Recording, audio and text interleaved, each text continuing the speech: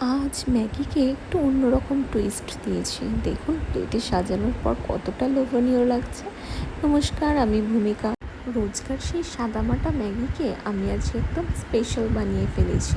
এই যে ম্যাগির প্যাকেট, আর এই যে আমি আমার 2 মাসের বাচ্চা সামলিয়েও বর আর দেওরের আবদারে বানাচ্ছি স্পেশাল ম্যাগি। এখানে প্যাকেট থেকে প্রথমেই ম্যাগিটাকে কেটে নিচ্ছি। তারপরে আমি ম্যাগির সাথে ম্যাগির ভিতরে যে মশলাটা থাকে ওর প্যাকেটটাও সুন্দরভাবে কেটে নেব।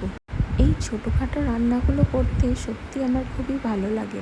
ম্যাগি তো সবাই খেয়েছেন, চলুন আজকে আমি শেখাচ্ছি স্পেশাল ম্যাগি বানানো।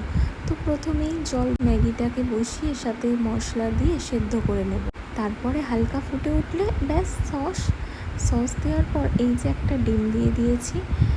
আমি কিন্তু 2টো ডিম দিয়েছি, ক্লিপে নেওয়া হয়নি। যাই হোক, আবারও একটুখানি আমাকে সস দিতে হবে। তো সসটা ভালো করে দিয়ে নিচ্ছি। তারপরে একটা চামচের সাহায্যে ভালো করে নাড়িয়ে নিচ্ছি।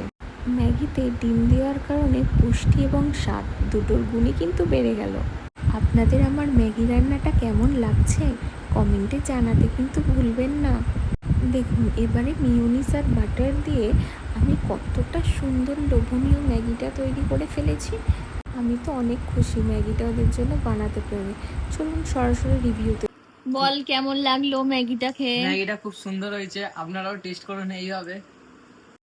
ম্যাগিটা খুব খুব খুব সুন্দর, ওয়াও দারুণ, বাবার জন্মে এরকম ম্যাগি খাইনি। ওয়াও, এটা একটু বেশি বাড়াবাড়ি। না seriously, wow, just wow. Thank you.